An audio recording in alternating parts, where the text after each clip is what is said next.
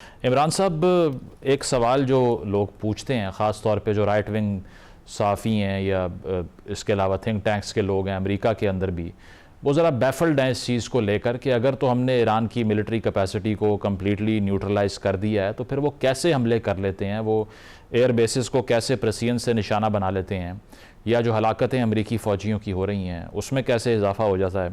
تو how difficult it is to gauge کہ ایران کی ریزیلینس ہے کتنی، کیونکہ ایک کلوز سوسائٹی ہے، سینکشنز میں انہوں نے گزارا کیا ہے، ان کی ملٹری اسٹرینتھ کے حوالے سے بھی جو ایسٹیمیٹس ہیں وہ اندازے ہی ہیں محض۔ تو کتنی دیر تک ایران سسٹین کر سکتا ہے اس طرح کی کارپیٹ بومبنگ کو جو یو ایس کر رہا ہے، تاکہ ایک اندازہ لگایا جا سکے کہ یہ جنگ کتنا آگے تک جا سکتی ہے، یا اسٹیل میٹ کی سچویشن رہے گی یا کمپلیٹلی ڈومینیٹ ہو جائے گا ایران؟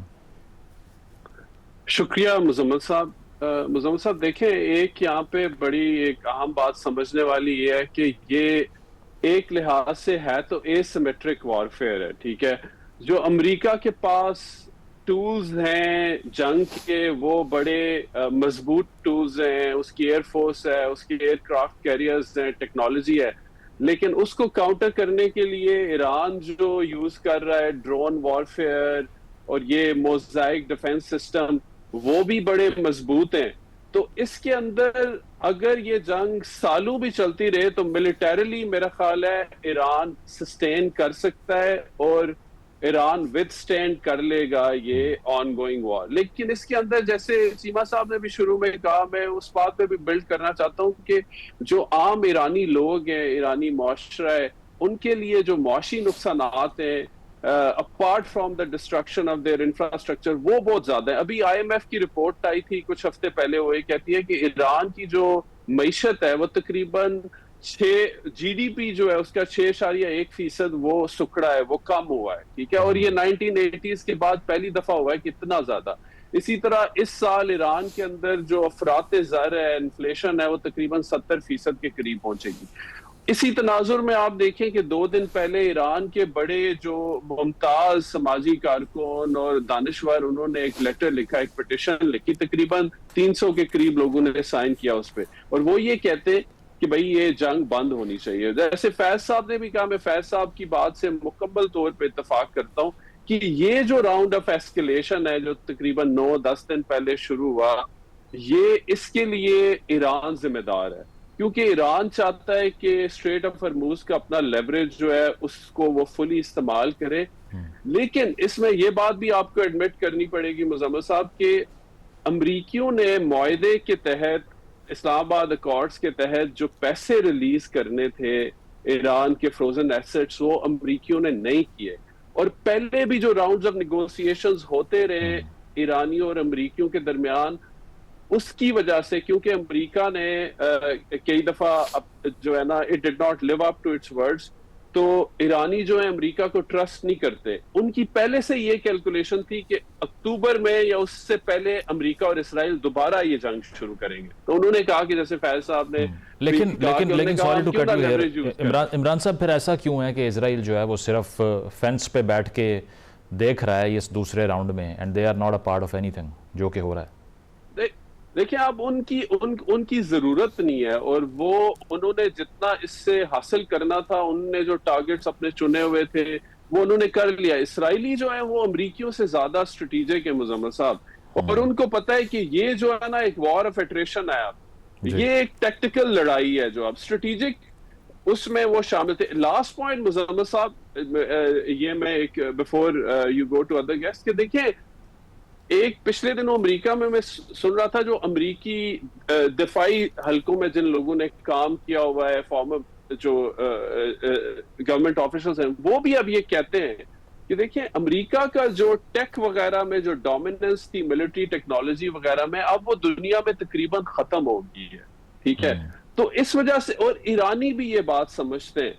وہ زمانہ اب چلا گیا ہے کہ جب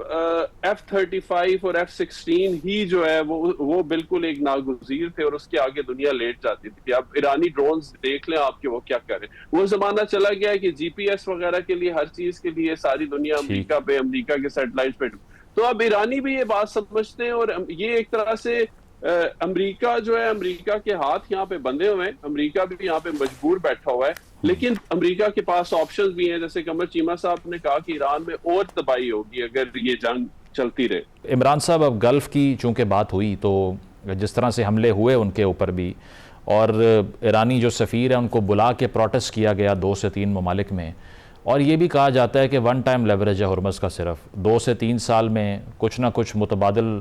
جو فنڈنگ ہے وہ انجیکٹ کرنے کے ذریعے یہ جو لیوریج ہے اس میں کمی واقع ہونا شروع ہو جائے گی. تو آپ کو لگتا ہے کہ گلف جو ہے اس کا پیشنس رن آؤٹ کر رہا ہے, لیکن اس کے پاس کوئی اور آپشن نہیں ہے, وہ کھل کر آ کر یہ اناؤنس نہیں کر سکتے کہ ہم امریکہ کے ساتھ ہیں,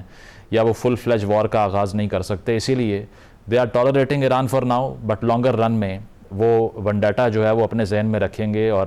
اس کے لیے پے بھی کروائیں گے ایران کو. میرا خیال ہے نہیں پے کروا سکتے ہیں مزمل صاحب, اس میں میری شاید تھوڑی انپاپولر اوپینین ہو. دیکھیں ایران جو ہے وہ کم از کم فوجی لحاظ سے ایک ریجنل ہیجمن کے طور پہ سامنے تو آیا ہے, اور اس کی کچھ الائنسز بھی ان پلیس ہیں. اب اس کا نقصان یہ ہوگا کہ اگر پے بیک کریں, اگر خلیجی ممالک ایران کے ساتھ دشمنی کریں گے تو ان کا اور مزید معاشی نقصان ہوگا. ابھی دیکھیں آلریڈی بات ہو رہی ہے کہ شاید جو ہوتی ہیں وہ باب المندب بھی بند کر دیں, اور میں نے تو رپورٹس میں یہ بھی پڑھا ہے کہ سعودی عرب نے بھی کوئی جو ہے وہ سنا میں ادھر یمن میں کچھ حملے وغیرہ کیے ہیں یمن کے ایئرپورٹ پہ, ٹھیک ہے. تو اب خلیجی ممالک جو آپ کو پتہ ہے ان کا جو سارا پریمس ہی ہے اقتصادی ترقی, وہ ایک بہت بڑا ظاہر ہے گلوبل ہب ہے, وہ چاہتے ہیں ٹورسٹ آئیں, لوگ انویسٹ کریں, تو وہ یہ افورڈ نہیں کر سکتے, اور ان کی جو فارن پالیسی اور ملٹری کی جو ٹول کٹ ہے وہ بڑی محدود ہے. ظاہر ہے وہ اسی وجہ سے پاکستان پہ کافی ریلائی کرتے ہیں. تو یہ ان کے لیے بڑی پیچیدہ سچویشن ہے, ان کے لیے مجھے کوئی وے آؤٹ نظر نہیں آتا. بہرحال اس کو ڈپلومیٹکلی مینج کرنا پڑے گا سارے اس کو, اور اس میں ظاہر ہے پاکستان کو دوبارہ شاید کوئی ایک رول پلے کرنا چاہیے, اور پاکستان کر بھی رہا ہوگا بیہائنڈ دا سینز. صحیح, بالکل. یہ میڈیشن کی جو ایفرٹ تھی, میرا خیال ہے کہ صرف یہی ایک ونڈو آف اپرچونٹی رہی تھی پیس کے لیے, اس کے علاوہ تو ہم نے صرف ایسکلیشن دیکھی ہے اس میں. قمر صاحب, کیا لگتا ہے کہ گلف کے اندر جس طرح عمران صاحب ذکر کر رہے تھے کہ بہت ہی لیمیٹڈ سیکیورٹی آپشنز ہیں گلف ممالک کے پاس, ایسے میں جو ویکیوم ہے بہت بڑا, وہ فیوچر میں آپ دیکھ رہے ہیں کہ پاکستان جیسے ممالک مڈل پاورز کی حیثیت حاصل کرنے کے بعد وہاں پر ایک رول پلے کر سکتے ہیں سپلیمنٹری گارنٹرز آف سیکیورٹی کے طور پہ؟ دیکھیں, ٹو بی آنیسٹ, میں ابھی حال ہی میں برسلز میں تھا, مجھے یورپین یونین نے انوائٹ کیا تھا ایک کانفرنس کے اوپر گلف پہ, اور وہاں پہ تمام جی سی سی سے لوگ آئے ہوئے تھے, اور وہ ریپرزینٹ کر رہے تھے آلموسٹ اپنی گورنمنٹس کو. وہ بڑے پریشان ہیں, ظاہری بات ہے, ان کو یہ چیز ہے کہ امریکہ یہ خطہ چھوڑ کے جا رہا ہے, اور اگر یہ خطہ چھوڑ کے جا رہا ہے تو اس خطے میں پھر وہ کس کو ساری کے ساری معاملات سونپ کے جا رہے ہیں. جس طرح ایران امپاورڈ ہے,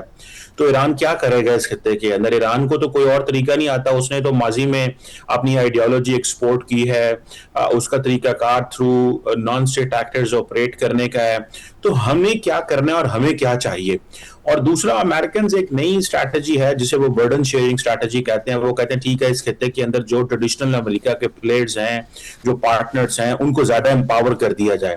اور ان کو ملیٹریلی اسٹرینگتھن جو ہے وہ کیا جائے. تو ٹرمپ ایڈمنسٹریشن اس کے اوپر بھی سوچ رہی ہے. تو جو چیز بیسیکلی جی سی سی ممالک اور باقیوں کو تھوڑا پریشان کر رہی ہے کہ یہ چیزیں جائیں گی کس لیے. تو آپ اگر دیکھیں کہ پاکستان سعودی عرب کی آپ جو ایک پارٹنرشپ کو دیکھیں, پھر پاکستان ترکی سعودی عرب کی پارٹنرشپ کی بات ہو رہی ہے, تو وہ ایک بالکل ایک ڈفرنٹ قسم کا سینیریو مڈل ایسٹ جو ہے وہ ڈیولپ ہو رہا ہے.